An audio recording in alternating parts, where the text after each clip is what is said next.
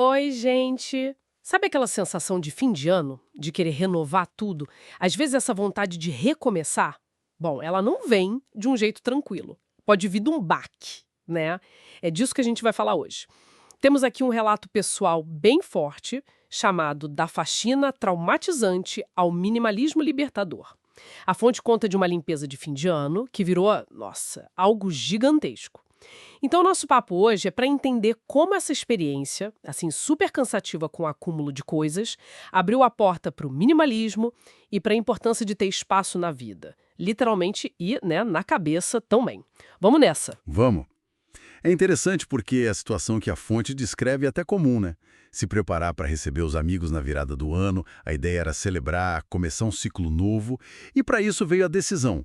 Vamos fazer aquela faxina caprichada, organizar a casa. Só que essa arrumação foi muito além do esperado.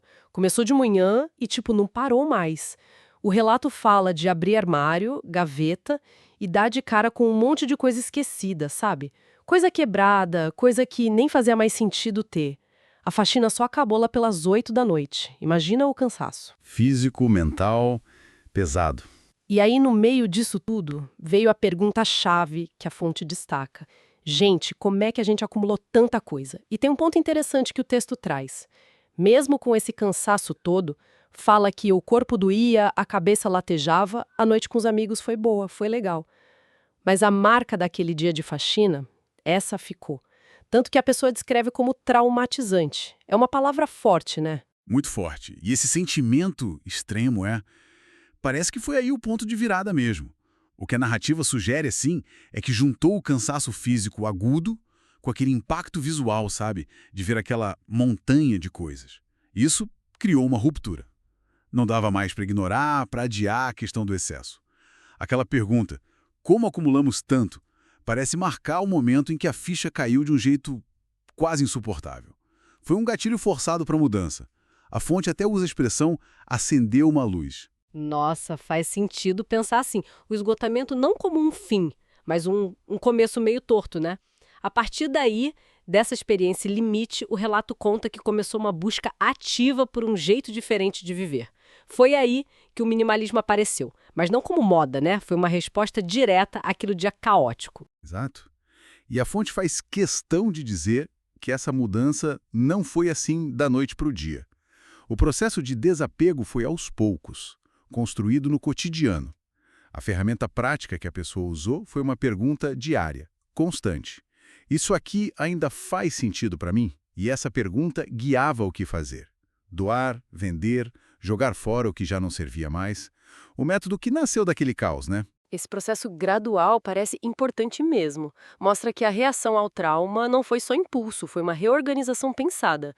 O que me chama a atenção é como o relato liga essa ação externa, de tirar coisas de casa, com a mudança interna. Isso é fundamental no relato. Se a gente conecta os pontos que a fonte apresenta, fica muito clara essa ligação entre o ambiente físico e o estado interno. A narrativa descreve que, a cada objeto que saía, algo internamente também se reorganizava. Aquela experiência que começou tão negativa, descrita como trauma, foi ganhando outro significado, virando aprendizado. A dor inicial parece ter, de alguma forma, aberto espaço para mais clareza. E isso leva à definição de minimalismo que surge dessa história pessoal. Não é sobre ter pouquíssimo ou seguir uma regra estética. Segundo a fonte, o foco é outro. É abrir espaço. Espaço para o novo, para o que realmente importa, para a leveza. É uma definição que vem carregada, né, com o peso da experiência, mas também com a libertação que ela trouxe. É sobre escolher o que fica. Intencionalidade. Então, resumindo essa jornada que a gente viu. Começa num extremo, né? A faxina traumatizante, que é o símbolo do peso do acúmulo sem controle. E vai para uma descoberta que transforma. Um minimalismo libertador, que nasceu dessa necessidade de respirar, de ter espaço. Precisamente.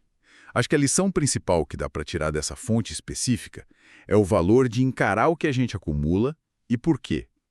A ideia que fica muito forte no relato é que se livrar do excesso não é só organizar a casa, é liberar espaço mental, emocional, para aquilo que realmente alimenta a gente, que faz sentido. Isso, claro, convida a gente a pensar nos nossos próprios acúmulos, né? Fica essa reflexão, então, inspirada nessa história. Que faxinas talvez a gente esteja adiando por aí? E o que será que poderia surgir de novo se a gente encarasse o desconforto de lidar com aquilo que a gente carrega e que talvez já nem sirva mais para o nosso presente ou para o futuro que a gente quer? Fica aí para pensar.